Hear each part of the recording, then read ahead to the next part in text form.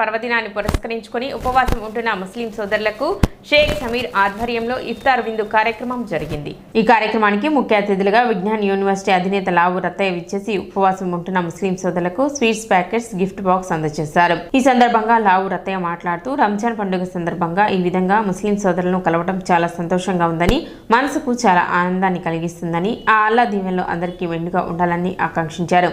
కార్యక్రమంలో షేక్ సోహెల్, షేక్ షకీల్, షేక్ కరీముల్లా, షేక్ ఉబేష్, షేక్ సలాం, షేక్ కరీం, ఇమ్రాన్, హర్ష, షేక్ సులేమాన్ తదితర ముస్లిం సోదరులు పాల్గొన్నారు. ఈరోజు తెనాలి పట్టణం ఉరిపాలెం రోడ్లో గల శివాజీ బొమ్మలో గల జామియా మసీదులో ఈరోజు నేను ఇఫ్తార్ విందు ఏర్పాటు చేయడం జరిగింది.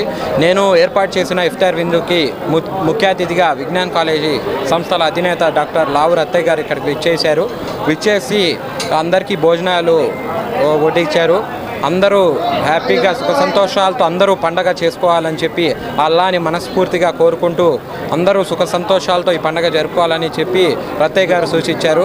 అందరూ ఈ పండగ అందరూ సుఖ సంతోషాలతో జరుపుకోవాలని కోరుకుంటున్నాను. అందరికీ మరొకసారి ముందుగానే రంజాన్ ఈద్ ముబారక్. సిటీ న్యూస్ ముఖ్యాంశాలు మరోసారి.